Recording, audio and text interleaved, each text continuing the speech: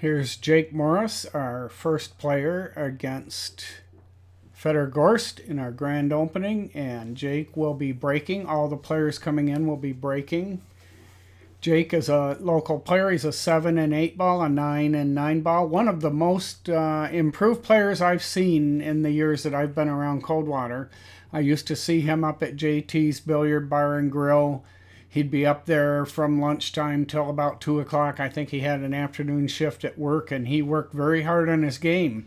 And he worked on his own, trying different shots, making sure his form was correct, and those sorts of things.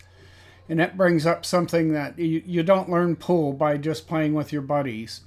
If you really want to be serious about improving the way Jake did, you really have to spend time with yourself, learning how to stroke the ball, learning how to play the game.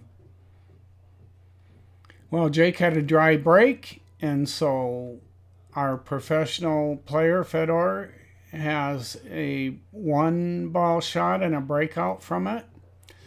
He rolls the ball up to get on the 3. He has a straight in on the 3, and then the 4 up in the upper left corner. And he should then be easily able to get on the 5, which is down here towards the right corner. And he does that coming off the side rail. Now he's going to want to draw it back a little bit and come up a little bit towards the center of the table to get the 6. Then he will drift down, probably come off the end rail or go 2 rails. Yeah, he just slid over for the 7.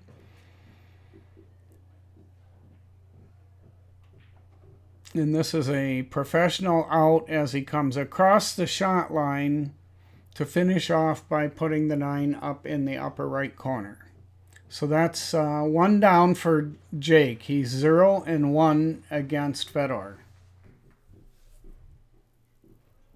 So here's our racker, Robin Hamlet, coming out to kind of speed things up by racking for the boys. Robin is from Fort Wayne, Indiana. She is a friend and a student of mine. Robin and I are both excited about playing together as a Jack and Jill Scotch doubles this weekend at a tournament at Jim's place. Now here's our player, Jake, again up to break for a second time. And this time the cue ball just comes straight back into the corner pocket. That's some pretty bad luck on Jake's part. The cue ball went into one of the foot rail pockets on the first break, and it went to an end rail pocket on the second break. That's a stroke of bad luck. Now here comes Fedor again with a nice shot on the 1 ball. He bumps the 9 ball. Does he clear the way to the 2 ball, which is in the center of the bottom rail there? I'm not sure. I'm thinking he's going to have to jump this ball. He's going over to get his jump stick. Fedor is one of the best jumpers in the world. He does a nice job of that, and it barely hangs up in the pocket.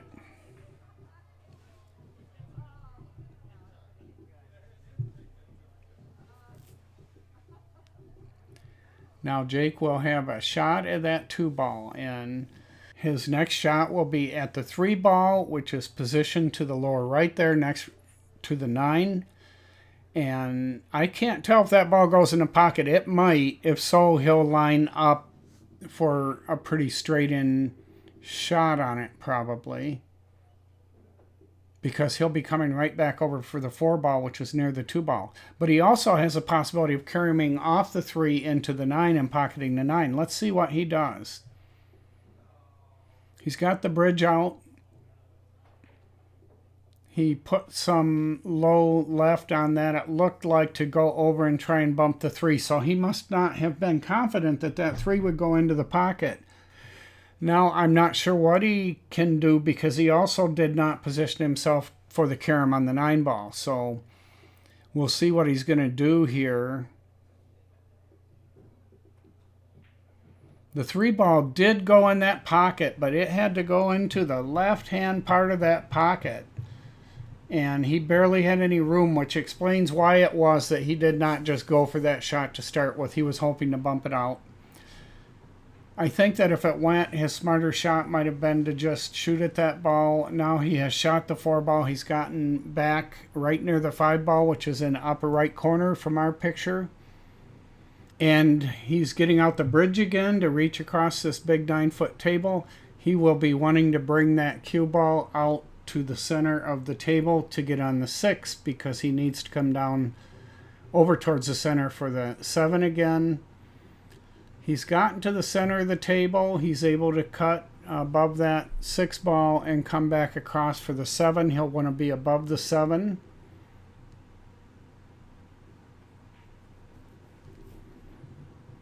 He came back pretty high. He's gotten very straight on it. I think he would have rather have been above that ball to come back here cleanly on the 8. But he did come off 2 rails. He's gotten a nice position. He should be able to stun that ball in and come across the top of the 9 ball. Or he could roll under it. He came above the 9 ball. He's got a nice shot here that he should be easily able to make. And he catches the corner on the way into the pocket, and that rattled that ball in the pocket. This is like the guy who tries a 3-foot putt in front of 100 people around the green. It just seems easy when you look at it, but it isn't. Looks like a 5-railer coming here. A 5-rail kick shot by our professional Fedor Gorst.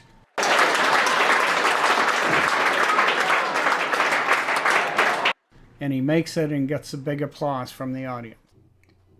And that'll end Jake's time at the table. Jake will now get his picture taken with Fedor, with Fedor's world champion 9-ball trophy. And like every other player that plays on this day, he will have a chance to buy that picture and have it autographed by Fedor.